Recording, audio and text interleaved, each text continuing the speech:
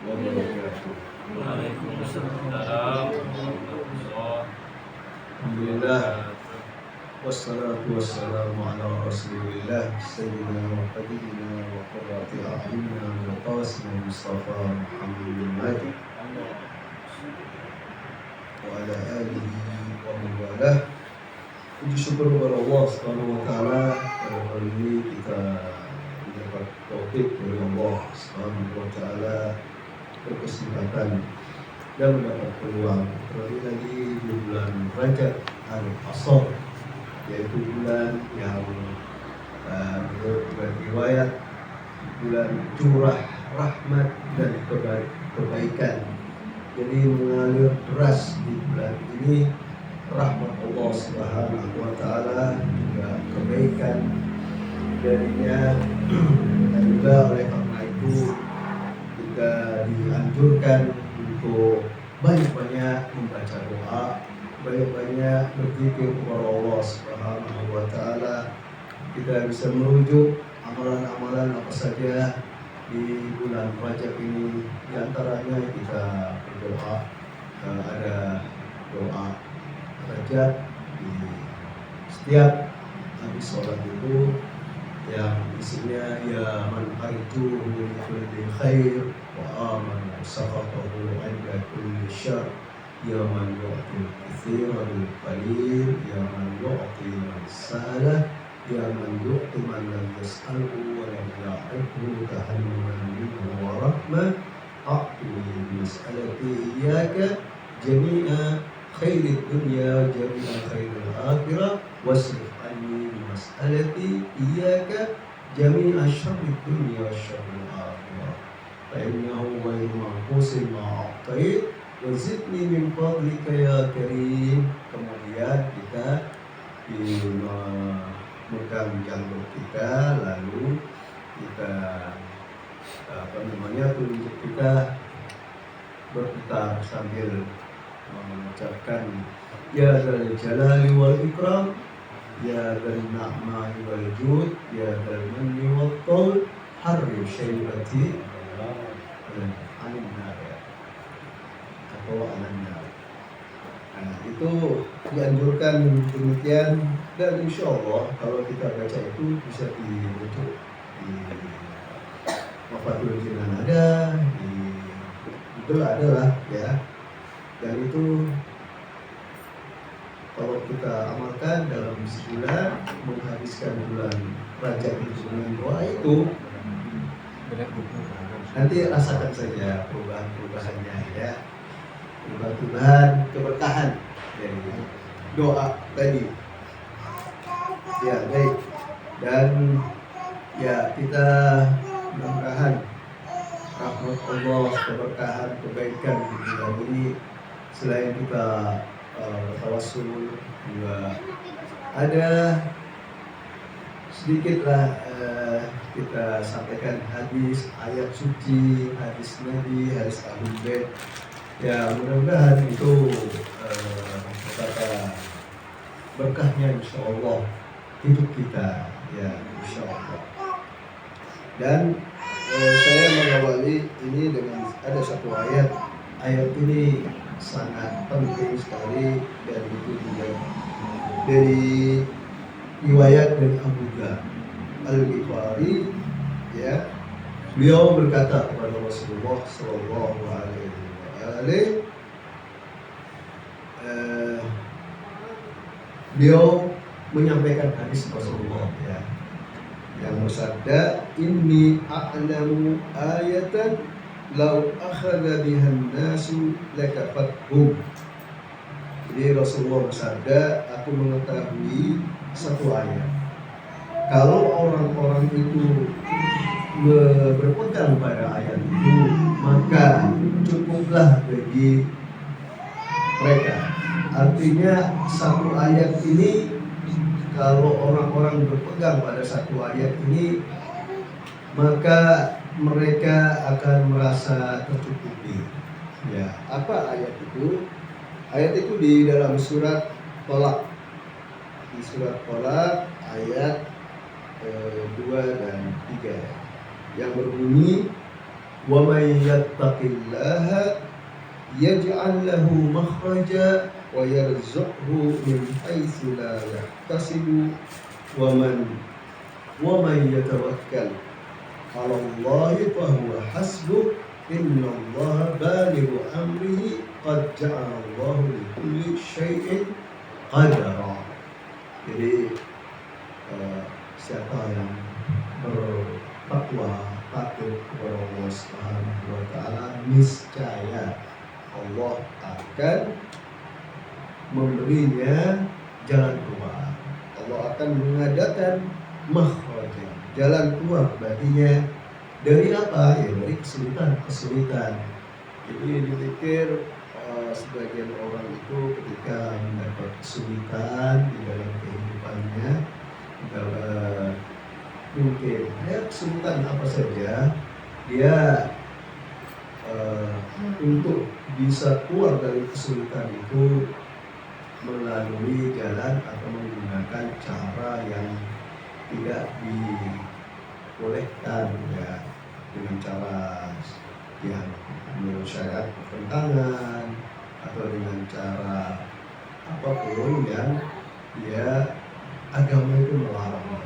Nah, tetapi kalau caranya adalah takut kepada Allah Subhanahu wa taala, itu pasti, ini dalam ayat ini menyebut Allah Subhanahu wa taala akan mengadakan, yaj'al, akan menjadikan sebuah jalan keluar lahu baginya, ya. Kemudian tidak hanya jalan keluar saja, wa yarzuqhu min haitsu la yahtasib. Allah akan memberinya rezeki yang tidak dia sangka-sangka, yang tidak dia sangka-sangka, yang tidak dia selama ini tidak dia duga, di luar pikiran dia, ternyata Allah memberinya rezeki. Nah, itu kuncinya apa? Ya, tadi bertakwa kepada Allah Subhanahu wa taala. Dan itu satu, takwa kepada Allah, maka Allah akan memberinya jalan keluar dan memberinya rezeki. Itu satu. Kedua, wa man yatawakkal 'ala Allah fa huwa hasbuh. Yang kedua, selain takwa, tawakal kepada Allah Subhanahu wa taala, berserah diri kepada Allah. Setelah kita berusaha, setelah kita berdoa, ya sudah, itu sudah di luar kemampuan kita. Kemampuan kita adalah menjalankan tugas-tugas kita sebagai sebuah proses untuk mencapai keinginan atau yang kita hajatkan. Kemudian kita doa, lepas itu tawakal Allah. Beda halnya orang menghadapi kesulitan tapi dia tidak ada usaha, terus kemudian saya tawakal kepada Allah. Tidak. Jadi harus ada ikhtiar dulu, harus ada doa dulu, bagian dari usaha juga. Dari situlah Allah Subhanahu wa taala, bahwa Allah akan di sini dikatakan balighu amri. Allah akan sampaikan urusannya, perkaranya, dan Allah menjadikan segala sesuatu itu ada kadarnya, ya, ada ukurannya. Ya, di sini artinya kenapa ini disampaikan. Abu Dzar meriwayatkan sabda Rasulullah SAW, hanya satu ayat. Kalau seandainya satu ayat ini orang-orang itu berpegangan pada ayat suci ini, satu takwa, yang kedua tawakal, maka itu sudah cukup bagi manusia, ya, sudah cukup baginya. Nah, ada sebuah cerita itu dari sahabat namanya Auf bin Malik. Dia punya anak, ya, putranya ini masuk ke penjara, ditahan sama musuh lah, ya. Lalu ayahnya gelisah, namanya bapak, ya, ketika melihat anaknya ditahan sama satu kelompok atau di zaman dulu, di zaman Rasulullah SAW. Nah, Auf bin Malik ini datang kepada Rasulullah, ya Rasulullah, ya anak saya di penjara, ditahan, dan saya juga tidak bisa, istilahnya nggak bisa nebus dia. Saya fakir, saya miskin, nggak mampu untuk menebus anak saya yang ditahan. Nah, kemudian Rasulullah karena dia tidak punya sesuatu, Rasulullah ngasih jalan tadi menurut satu ayat tadi ya, yaitu takwa kepada Allah Subhanahu wa taala, takutlah kepada Allah, jangan melewati jalan yang menyimpang dan pakai cara yang tidak dibenarkan ya. Lalu ya tawakal, usahakan. Nah, ada satu lagi pesannya Rasulullah, banyak-banyak berzikir la haula wala quwwata illa billah. Jadi perbanyak kan, uzkurullah dzikran katsira. Kita melihat kalau amalan-amalan di dalam doa-doa itu ada amalan sekian ya, bacaan ini 100 kali, bahkan ada sampai 1000 kali ya kan. Nah, itu artinya supaya kita memperbanyak zikir, memperbanyak ingat kepada Allah Subhanahu wa taala, menguatkan kebergantungan kita kepada Allah. Semakin kita bergantung kepada Allah, nah itu semakin kita tidak lupa kepada Allah Subhanahu wa taala, semakin kita dekat kepada Allah. Semakin kita tidak bergantungnya kepada selainnya, ya semakin berjarak dengan Allah. Kita bergantung kepada selain Allah, itu artinya menjaga jarak dari Allah, dan semakin jauh kalau kita kebergantungan kita kepada selainnya. Nah, kalau kita semakin bergantung kepada Allah, apa-apa ngadu kepada Allah, dari masalah kecil sampai masalah besar, itu ngadunya kepada Allah. Bahkan kalau kita sakit apa gitu ya, entah sakit kepala, entah sakit kepala, bisa gigi, ya Allah, ya Allah. Nah, atau hal-hal yang kecil itu Allah yang kita sebut, Allah yang kita ingat. Nah, ini masalahnya berat, yaitu seorang anak ditahan ya, bapaknya gelisah, tapi Rasulullah ngasih amalan, udahlah kamu tawakal sama Allah dan perbanyak la haula wala quwwata illa billah. Nah, si ayah ini udah gak bisa berbuat apa-apa, dia dalam rumah dan dia banyak baca ini, la haula wala quwwata illa billah. Nah, apa yang terjadi? Si anaknya Auf bin Malik ini dia melarikan diri, artinya memanfaatkan kesempatan ketika musuh itu lengah ya, dan dia di ceritanya di sini ya, dia mengambil tunggangan musuhnya itu onta, lalu dia melarikan diri dengan onta itu. Jadi udah melarikan diri, lepas dari tahanan, dan dia bawa onta gitu, onta dari musuh sebagai ghanimah, sebagai keuntungan ya. Jadi dapat ghanimah itu harta rampasan perang ya. Nah, itulah karena cerita ini turunlah ayat. Di sini ayat itu berkenaan dengan ini, wa man yattaqillah yaj'al lahu makhraja. Ini takwa, takut kepada Allah itu jalan keluarnya ya, jalan keluarnya.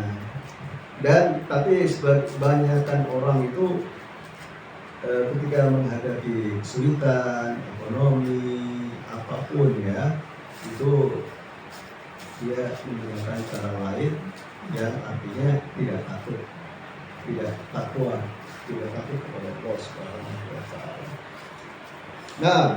Nah, ini semuanya bahwa kita apalagi di bulan Rajab ini yang banyak riwayat, kita agar memperhatikan atau agar menjaga bulan ini.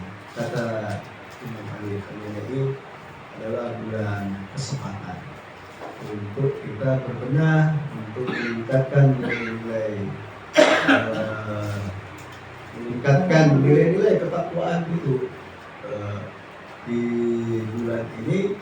Nah, itu semuanya paling tidak bulan Rajab dan bulan Sya'ban itu ibaratnya adalah bulan kita memanfaatkan 2 bulan ini untuk memasuki bulan yang agung, ya, bulan yang dikatakan penuh barokah, penuh maghfirah, penuh rahmat, yaitu bulan Ramadan yang suci yang agung itu melalui menghormati 2 bulan ini, yaitu bulan Rajab dan bulan Sya'ban. Jadi tidak kemudian orang itu mengabaikan, meremehkan, seakan-akan bulan Rajab itu gak ada apa-apanya, bulan Sya'ban gak ada apa-apanya, lalu sampai pada bulan Ramadan itu bisa kayak kaget. Ibarat bulan Ramadan itu sebuah istana yang penuh dengan hidangan, dia nggak siap untuk menyambut bulan Ramadan. Nah, supaya siap kita, batin kita, jiwa kita, ya kita manfaatkan bulan Rajab ini, bulan Sya'ban ini dengan amalan-amalan ya yang semampu kita, tentunya semampu kita. Mudah-mudahan insya Allah dengan yakin rezeki itu akan datang kepada kita, ya, akan luas, akan bertambah, akan mudah insya Allah. Karena kan mau lebaran ya, anak-anak mau bisa ganti baju baru dan lain sebagainya. Mudah-mudahan ini di bulan Rajab Sya'ban kita hormati, kita kita adakan perenungan, kita berbuat kebaikan dan seterusnya yang kita lakukan di sini, ya, ada kajian, nah seperti itu insya Allah, ya. Insya Allah di bulan Ramadan itu tambah lagi yang kita dapatkan. Karena itu kalau di bulan ini kita nggak peduli, lupa sama Allah Subhanahu wa Ta'ala, itu sudah, kalau lupa sama Allah pasti lupa diri, sudah pasti lupa Allah, niscaya lupa pada dirinya sendiri. Nah, ini di dalam surat Al-Hasyr ayat 19 itu dikatakan demikian. Wala takunu kalladzina nasullah. Jangan kamu menjadi orang-orang yang melupakan Allah Subhanahu wa Ta'ala, fa'ansahum anfusahum. Niscaya Allah akan melupakan mereka dari dirinya sendiri. Kalau sudah lupa Allah, ya, itu pasti lupa diri. Lupa diri. Ulaika humul fasiqun. Orang lupa diri itu banyak. Lupa dengan bentuk batinnya. Kemarin saya kita sama Pak saya tentang akhlak, tentang etika, bahwa akhlak itu sifat-sifat batin, bentuk batin kita. Sekarang bentuk lahiriah saya ya fisik ini, kepala, tangan, kaki, ini bentuk fisik saya, bentuk lahiriah saya. Tapi di balik itu yang lebih penting ada bentuk batin saya yang memiliki sifat-sifat itu. Sifat-sifat itulah yang disebut dengan akhlak. Nah, kalau akhlak itu terhiasi dengan sifat-sifat yang baik, nah di situ artinya bagaimana caranya, ya kita jaga sifat-sifat yang baik itu seraya mengingat Allah Subhanahu wa Ta'ala. Kalau udah lupa Allah Subhanahu wa Ta'ala pasti lupa diri. Kalau sudah lupa diri, bentuk batinnya jadi suram, bentuk batinnya jadi redup, ya, bentuk batinnya tidak hiasan sifat-sifatnya itu juga tidak